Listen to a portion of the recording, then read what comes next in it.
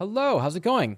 Just wanted to show you guys really quickly the final form of my Frostblink Fire Trap Elementalist, what I've done with it. There have been a lot of divergences from the League Start guide. If you followed just the guide, you're okay, but I'm always tinkering. I'm always looking for things to improve, little one-off things. So there's a lot of stuff in this video that you might not be able to do because I was able to find certain things. There might only be one of them that exists, but I'll talk about it and maybe the thought process behind what I got and how you can find something maybe similar or, might be more to your taste than how I built it. This is a formed right here. I just want to show you guys the build itself. I am technically at 28 million DPS, but yeah, it's really, really solid damage right now. I also did make some concessions here for my own taste. So I'm running Haste over Grace right here because I don't really care about all of that exclusive hardcore viability, but that's what everyone wants in their POBs. I don't mind a little spiciness to my build, but as you can see, the DPS is pretty exceptional, and it's really, really good for things like invitation farming. Exceptionally good for something like Ubers. Very, very comfortable damage, very fun to play, and as you can see, particularly when I pop Vol Haste right here, I can run around real fast and pretty fast Frostblink cooldown, even without any monsters, because of one item that I found this morning. That's the build against a little formed right there. Real quick little call out. At the end of the video, I'll show you guys a T17 boss fight. We'll just put that at the end of the video if you want to see that. I just want to talk about the changes of the build, all the stuff that I did, all the fiddling that I've done. I mean, it's 6 p.m. right now. I was going to stream today, but instead I sat here fiddling with the build because that is my favorite part about playing PoE. So when I start doing it, all my time just disappears. So first thing I'm going to do is turn off the automation support. So hopefully the footage won't get ruined like the original recording, because the entire time you just heard steel skin going off the entire footage. It was very annoying. Let's start from the beginning.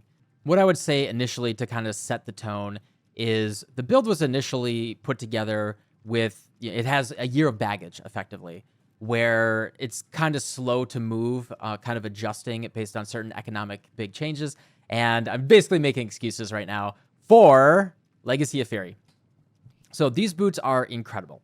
They take the clear from like nice with Ignite Prolif to exceptional with a percentage of the enemy's life burn damage that turns it from really nice damage, really good clear, to insanely good clear, where the more density, the better. You're basically getting a pseudo explodey effect. Previously, I just took these boots off the board. This build's been around for about a year now, and a year ago, up until last league, the Righteous Fire build was the most popular league starter. Just, popular, or at least like top 3, no matter what, for the past year or two.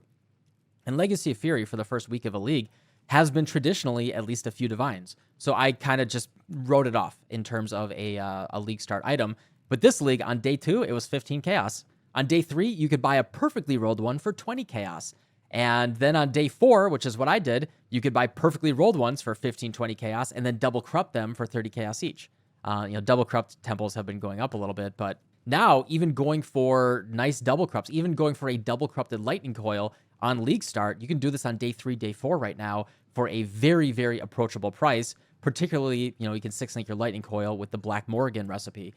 Currently, the Black Morrigan is only like 35, 40 chaos right now, and then the Sand Spitter is like 15, 20. So you can 6-link any item right now for like 60 chaos. It's insane. So I want to start off with this section of the video by thanking If and Jeff for getting in my chat and kicking me in the butt and really making me rethink Fire Trap blasting.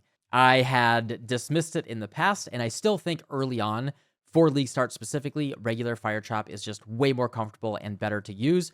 However, once you get to higher scaling, once you deal with some of the button pressing, particularly with a Profane Proxy, etc., Fire Trap blasting is just better. If and Jeff, he is a very, very smart guy. He gave me an Ignite spreadsheet with he goes real deep in everything. Let me bring this up. Yeah, he took every single skill in the game and he tested absolutely everything. If you want to check out some content with someone going very, very deep and checking all the math for something, definitely check out If and Jeff. Very, very smart guy. Anyway, he kicked me in the butt. He joined my chat and he was like, "So have you thought about Fire Trap blasting?" And I was like, yeah. So I totally get it. And I went to the wiki page. I added up the numbers. I was, look, the numbers are like the same and you lose the burning ground. So why would you use Fire Trap blasting? He asked very politely, did you take into account the fact that Fire Trap blasting's damage is on the added damage instead of the initial damage. So if you guys didn't know, this is regular Fire Trap. So regular Fire Trap has 1300 to 429 damage. So it has base initial damage, and then if the enemy is already burning, then it'll have an additional added fire damage. So you want to throw 2 fire traps no matter what, because the first one will start them burning, and then the second one will get the added fire damage. So what I was doing initially, like stupidly, is I was adding these 2 numbers together, and I was like, okay, this is our damage. And then with Fire Trap of Blasting, everyone's like, hey, why don't you use Fire Trap of Blasting? Like, oh, it triggers 2 times. And I'm like, that doesn't matter. We're doing Ignite. We're doing damage over time. This has the exact same damage. 549 plus 1316, almost the exact same damage.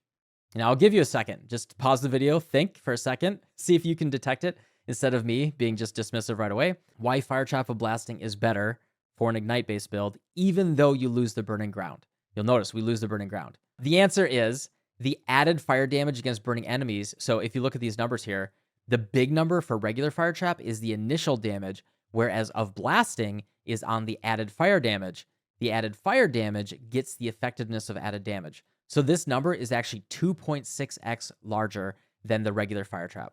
So if regular Fire Trap is 549 plus 1316, right? Regular Fire Trap's around this number.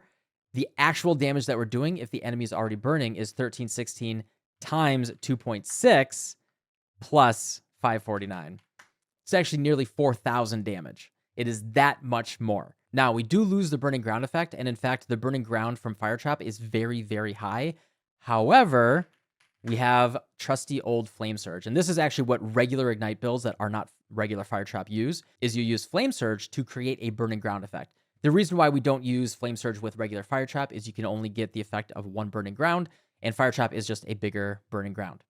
However, with Of Blasting, we still need a Burning Ground effect, and Flame Surge is there to solve the problem for us. In Flame Surge, the Burning Ground scales exactly with the Ignite, 25% of the damage of the Ignite, and so the bigger the Ignite, the better the Burning Ground, and even that can outscale the regular Fire Trap Burning Ground. Now, in a pure League Start scenario, you would still use regular Fire Trap.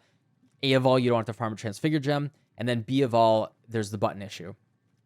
This build does, particularly early on, require you and ask of you to press a good number of buttons to min-max your damage. You're going to be double cursing, you're going to be manually casting Wave of Conviction early on to get your exposure, but you're going to slowly solve those problems. We get exposure gloves, we get a profane proxy, we use automation support. You can use Call to Arms. I was using Call to Arms and actually recommended it in the build guide with Infernal Cry, but I found it going off at just the wrong times. I found it very, very unreliable. So I went back to manually casting the Infernal Cry. But you can automate this as well if you prefer. The nice thing here is that with Fire Trap of Blasting, as long as they're already burning, the second Fire Trap that hits them, this will be doing nearly the same damage as the original Fire Trap with its Burning Ground effect. The big kicker here is the Flame Surge 25% more damage is just more damage than the original Fire Trap. The big switch here is going to Fire Trap of Blasting. There's an additional advantage here that makes it do even more damage, and that's because we can then use Deadly Ailment support. With the regular Fire Trap, you want to be scaling the Burning Ground as well, and Deadly Ailments is only for the Ignite. It does not affect the damage over time effect. It's only for ailments, therefore you have to use a lesser support gem, whereas Deadly Ailments, if you're Ignite only, is incredibly effective. And then also, the Deadly Ailment Ignite being bigger makes the Flame Surge Ignite even bigger, and it synergizes very well. Anyway, that's why we are now using Fire Trap of Blasting, and that is why my damage is now pretty absurd. I can show you guys real quickly what a regular Fire Trap damage looks like. So that was 28 million DPS.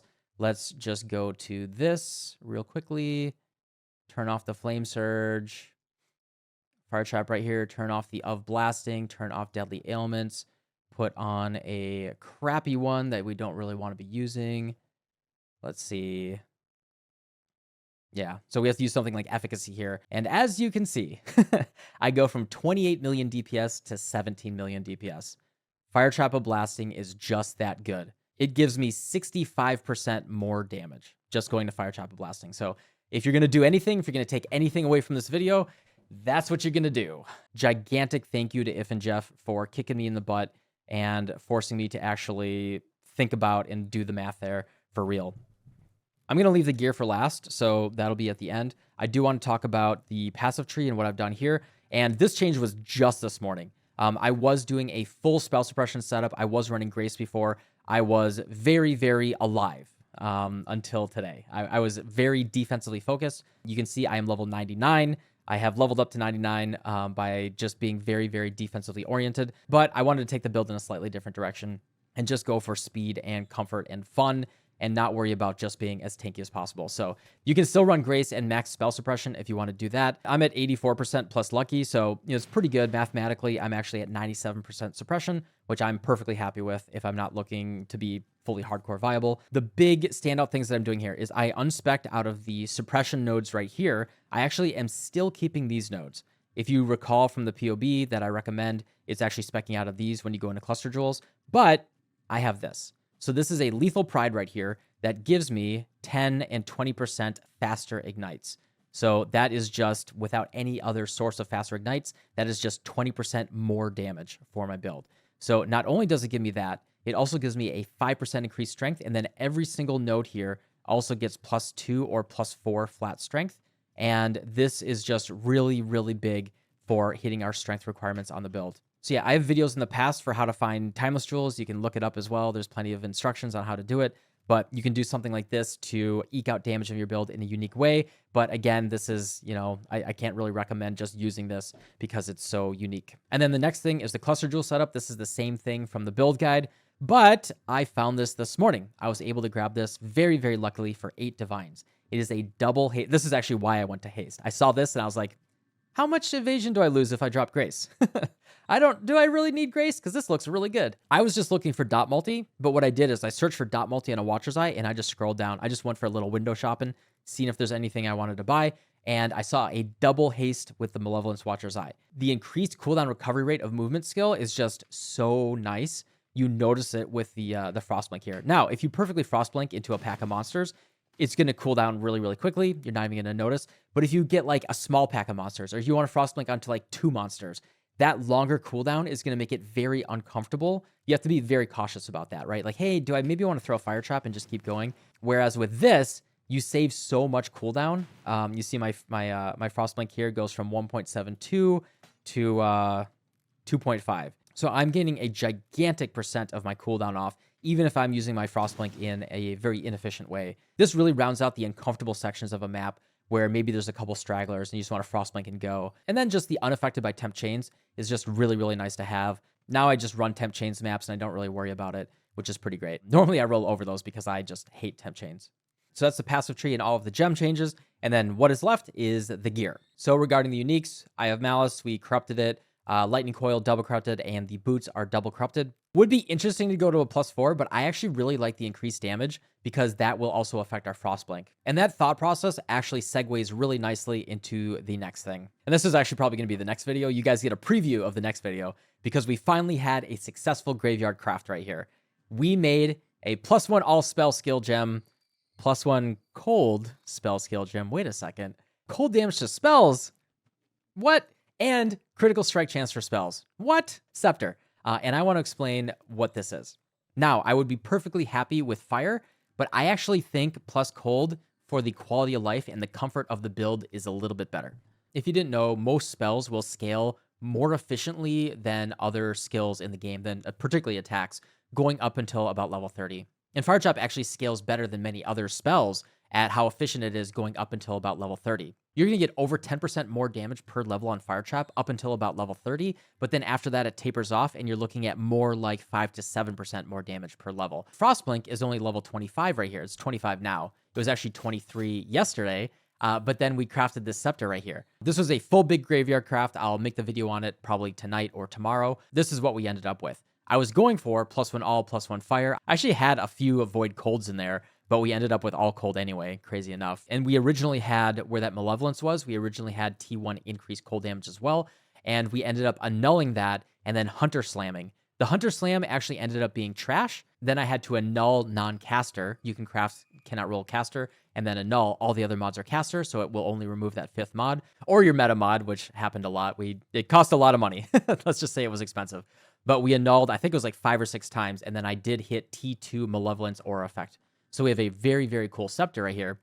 And the cold damage to spells, we can ignite because of Shaper of Flames. That's fine. The critical strike chance is actually really, really good for keeping our elemental overload uptime up. That's actually why we want crit chance on our shield as well. So this is kind of the one-of-a-kind scepter that we ended up with right here. That is pretty interesting. But I really like how it pushes the damage of our Frostblink even higher, which really rounds out, again, the comfort of playing the build. This is very much a mapping build that can do Ubers if you want to, but it's not for like T17 deli maps or anything, but just for running through regular maps as quickly as possible.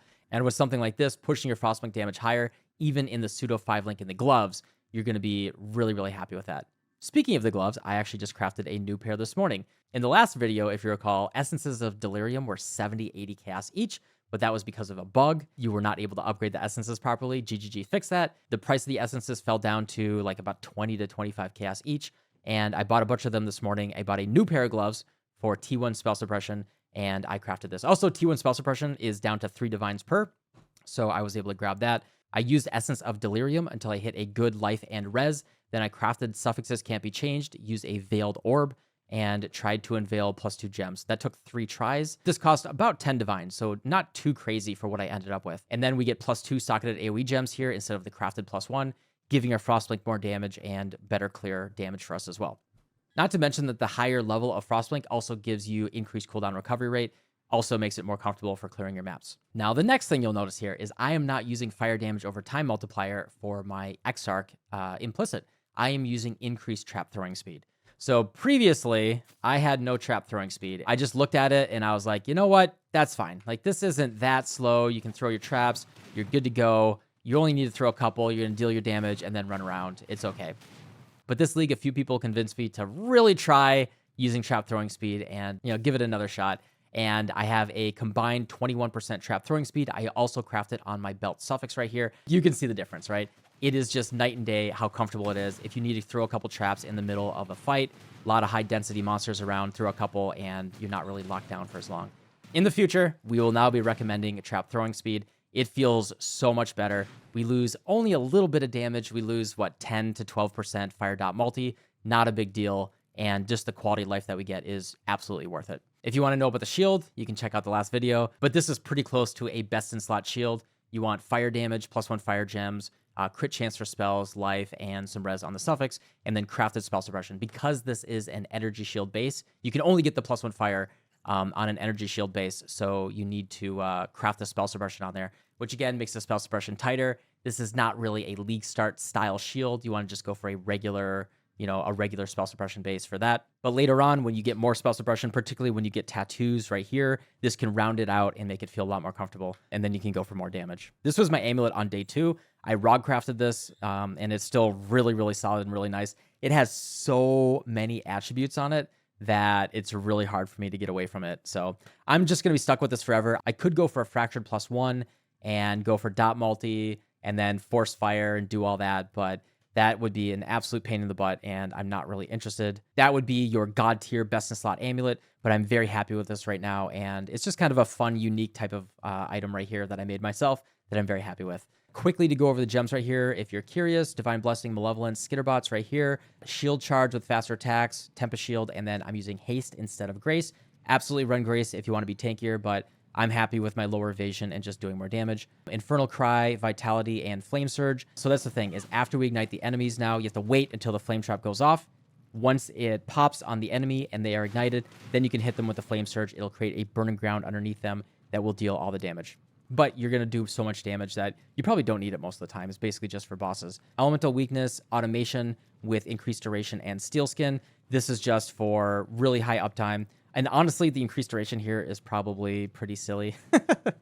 This is not necessary. You could just squeeze in something else if you wanted to. But I think it's kind of nice to just have the higher uptime of your Steel Skin, and your Elemental Weakness is just going to be up for 22 seconds. You cast this once in a boss fight, and it's up like the whole time.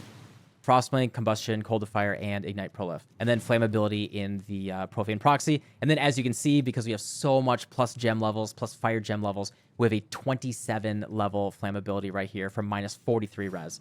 So we have a gigantic amount of minus res on enemies. And yeah, let me just show you a little bit of the fun.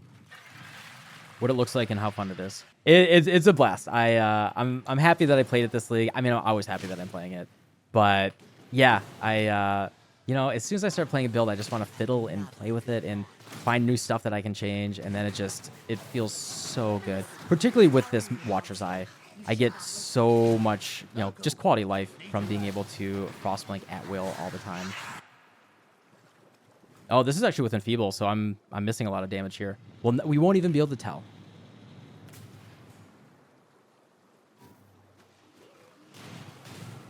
All right, and then we go. And you'll notice that my Frostblink, like, even if I'm not hitting that many monsters, it's just always available. The slow part of a map right now is just looting. But the clear becomes exceptional with the Legacy of Fury. Everything just dies. It's incredibly comfortable if you just want to run through maps really, really fast. I do strongly recommend the Sulfite Intoxication, the Packed with Energy node on the tree. Just night and day. You get 45% movement speed and 105% damage. Definitely take that. I think it's like mandatory right now to make maps fun. But yeah, you're just like straight up the definition of blasting. And you can put this together in a week. You know, you can get something close to or approximating what I have right here. Run through a map really, really fast and just have a build that you truly love. That's what the build looks like. If you like it, you like it. I love it. I'm happy that I league started it. Honestly, if you watch this long in the video, 99% of you guys probably are playing the build. So you were interested in what I was talking about right here. Honestly, one of my favorite things about the game is playing a build multiple times, finding things that I can tweak, making one-of-a-kind items that you usually wouldn't be aiming for, like kind of quirky, weird items that you can fit into the build and kind of build around, and just feels really fun and unique and interesting. But yeah, I'm just going to leave you guys with the T17 boss fight. Thank you for watching this far, and yeah, we got plenty more coming. I got a new build that I'm going to try. It's going to be maybe just a tech demo. I don't know how it's going to feel in terms of a build, but we got some really interesting mechanics that I want to test. Anyway, appreciate you guys. Have a great and wonderful rest of your weekend, and I'll see y'all soon. Goodbye.